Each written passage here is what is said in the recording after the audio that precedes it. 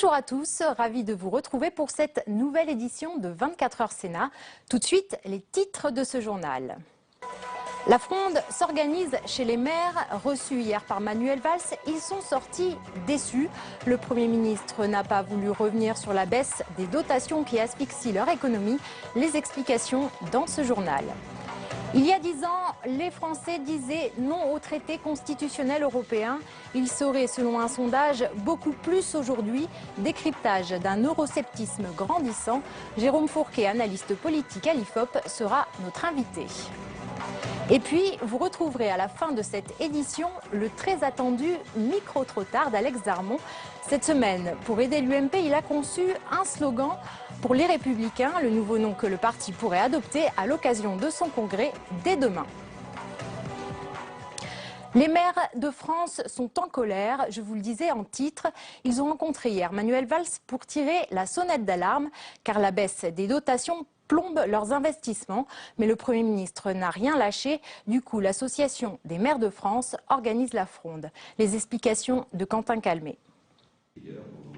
Les maires ont fait leur compte et la baisse des dotations de l'État a déjà mis sur la paille 1500 communes. Selon l'Association des maires de France, l'effort financier demandé aux communes est disproportionné par rapport à ce qu'ils représentent dans la dette de l'État. De quoi alimenter un début de fronde parmi les édiles.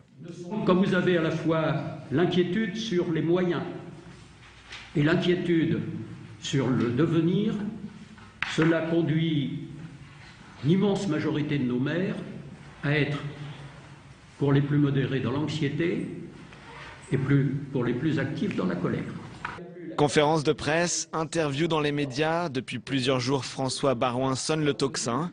Reçu hier à Matignon, il négocie directement avec le Premier ministre pour alléger le fardeau des communes. Les communes, un échelon essentiel de l'investissement public. Nous avons surtout souligné un point qui est la problématique de l'investissement public, qui est un moteur essentiel de l'activité économique. Il y a un effondrement de 30% prévu d'ici 2017, c'est 0,6 points de croissance. Le Premier ministre est lucide sur ce point et a essayé de faire un effort. Il propose un fonds d'1 milliard. Ce milliard n'est pas détaillé. S'il s'agit de prendre à Pierre pour financer Paul parce que Jacques ne peut pas financer, en d'autres termes, s'il s'agit de piquer aux régions, aux départements pour financer les communes parce que l'État ne veut pas mettre de l'argent, la réponse est non. S'il s'agit en revanche d'une dépense de l'État et donc soutenir les communes dans leur volonté de développer les territoires, alors nous sommes prêts à continuer le dialogue. La balle est donc désormais dans le camp de Matignon. Mobilisation sur le terrain, campagne de communication dans la presse, rien n'est exclu pour l'Association des maires de France. Le bureau de l'AMF doit se réunir jeudi pour décider de la marche à suivre. 10 000 € pour un salon de coiffure, 80 000 € pour la restauration d'une église. Comment les sénateurs ont-ils dépensé en 2014 la fameuse réserve parlementaire, cette cagnotte qui leur est allouée pour subventionner des projets locaux? Le Sénat diffuse sur son site internet la liste de ces subventions et il y a quelques perles. Je vous invite à les retrouver en détail sur notre site internet publicsénat.fr avec une enquête signée François Vignal. Une enveloppe de 600 millions d'euros pour la métropole Aix-Marseille. C'est ce qu'a annoncé Manuel Valls en déplacement dans la cité phocéenne. Pas suffisant pour les présidents des intercommunalités qui doivent fusionner. On écoute la réponse du Premier ministre. On me disait 50 millions par an ou 50 millions par mois. Dans ce domaine-là, il faut éviter la démagogie. Les élus ne peuvent pas uniquement être en train de demander plus d'argent. 50 millions, 30 millions de supplémentaires grâce à la péréquation, une discussion qui reste ouverte, je l'ai dit, pour permettre le bon lancement de cette métropole. Le scrutin est clos depuis 1 heure. Plus de 200 000 militants UMP ont dit par vote électronique si oui ou non ils voulaient du nom les Républicains pour leur parti. Sans surprise, le oui devrait l'emporter. Demain, le congrès UMP devrait entériner ce changement devant 20 000 militants. Flora Sauvage. Dans quelques heures, l'UMP va disparaître. Après avoir repris les manettes du parti il y a 6 mois, Nicolas Sarkozy doit lancer demain les Républicains. Objectif, faire oublier les affaires et refonder le parti créé en 2002 par Jacques Chirac. Depuis un siècle, toutes les formations politiques de la droite et du centre ont eu le mot République dans leur intitulé. Et depuis un siècle, pas une seule formation politique de gauche n'a voulu inscrire le nom République parce qu'à gauche, ils sont socialistes avant d'être républicains et que nous sommes républicains avant d'être gaullistes, libéraux, indépendants ou de droite. Voilà la réalité des choses. Demain, porte de la Villette à Paris, quelques 20 000 sympathisants vont se réunir en congrès. 5 heures de discours et une cinquantaine d'intervenants sont prévus pour enterrer l'UMP, allant de Charles Pasqua à Bernadette Chirac, en passant par la jeune garde du parti. Mais le budget est serré. Depuis sa conquête de l'UMP à l'automne 2014, Nicolas Sarkozy doit résoudre une équation compliquée, faire en sorte que le parti, endetté de 69 millions d'euros, devienne sa nouvelle machine de guerre en vue de la présidentielle de 2017. Et on reviendra sur ce sujet avec Alex Darmon à la fin de ce journal. N'oubliez pas de suivre notre édition spéciale demain. Il y a 10 ans, jour pour jour, les Français disaient non à 55% au traité européen. Selon un sondage réalisé par l'IFOP pour le Figaro, si les Français devaient revoter aujourd'hui, il serait plus de 60% à dire non. La tentation de quitter l'Union européenne serait-elle une constante des peuples qui la composent? Mounir Soussi. D'une décennie à l'autre, le référendum revient dans le discours des chefs d'État européens. Cette année, c'est David Cameron qui souhaite consulter son peuple sur le maintien de la Grande-Bretagne dans l'UE. Nous voulons aider l'eurozone à mieux fonctionner et nous ne souhaitons pas aller vers plus d'intégration.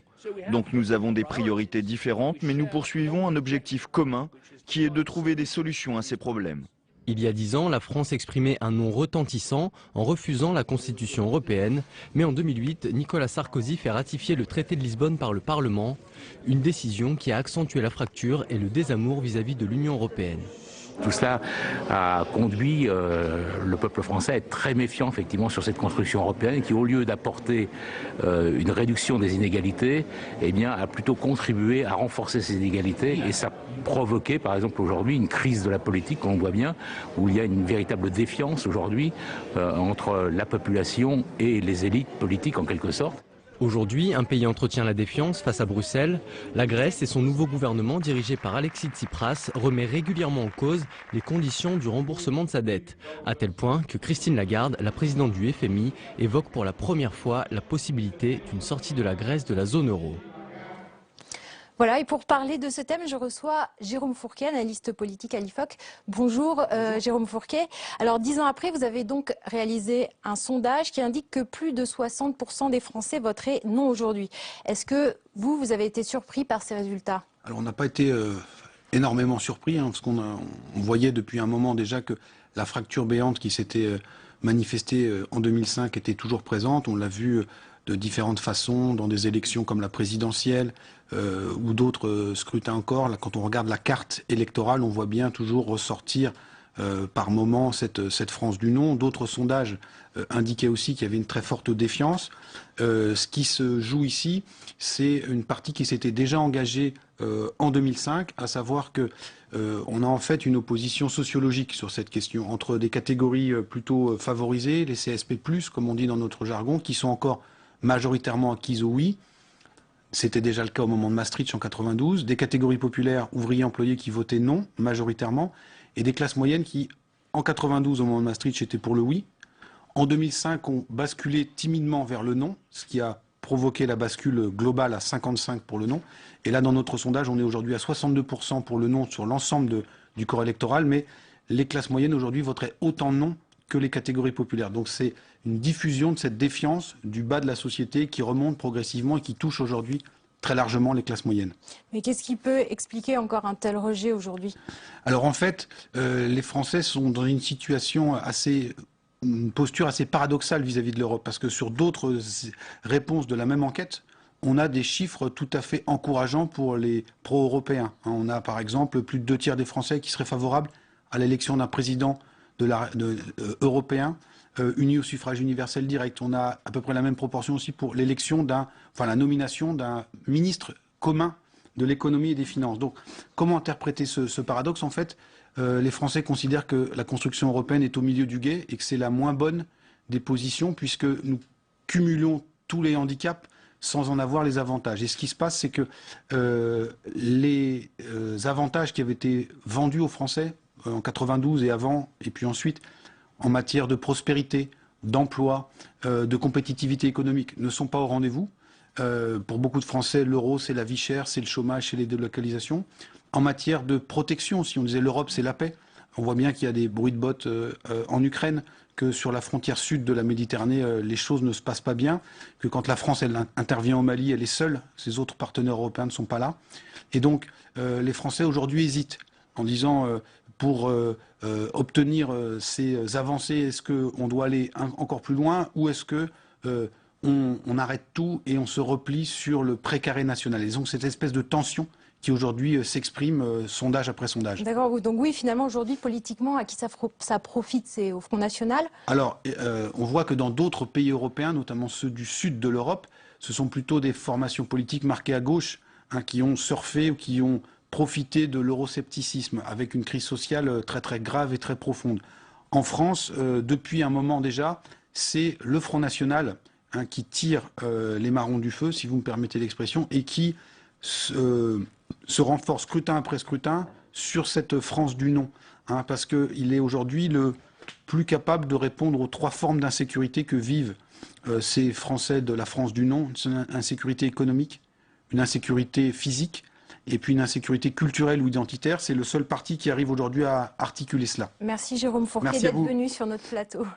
Place maintenant au micro-trottoir et justement, alors que pensent les élus UMP de ce nouveau nom, les Républicains? Alex Darmon est allé poser la question au siège du parti. Il a même proposé un nouveau slogan. Allez, on regarde.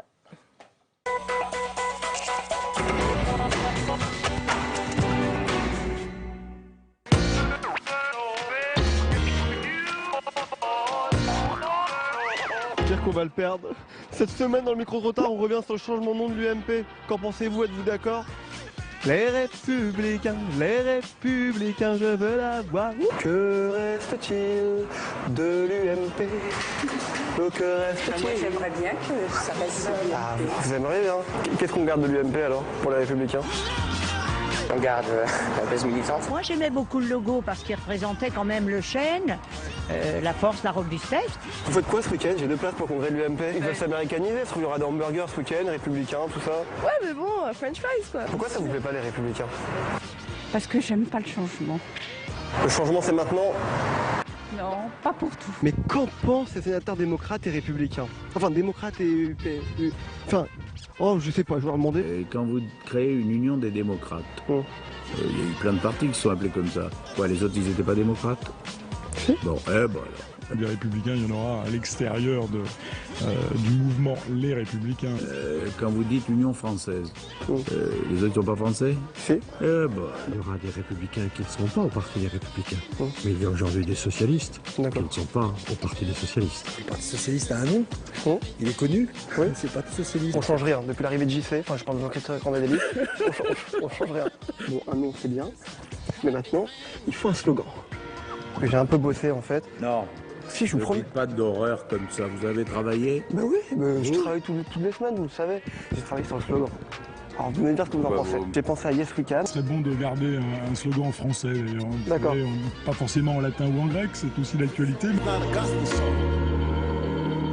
République One Direction, pour essayer de ramener des jeunes. Non, parce que One Direction, d'abord, moi, le côté teenagers c'est les jeunes vont voter, qui sautent sur les plages, là, c'est sympathique. Enfin bon, c'est pour vous. Ça, ah bon, vous croyez que je saute sur les plages, me l'été? Je fais rien, enfin, une tête à pas faire grand-chose. Mais bon, voilà. Non, je vous inquiétez pas, je travaille. C'est la fin de cette édition. Merci à vous de l'avoir suivi. Juste après, retrouvez La Politique c'est net. Caroline Deschamps reçoit Baudry et Louison pour parler dessin de presse et réseaux sociaux. Bonne et belle soirée à tous sur Public Sénat.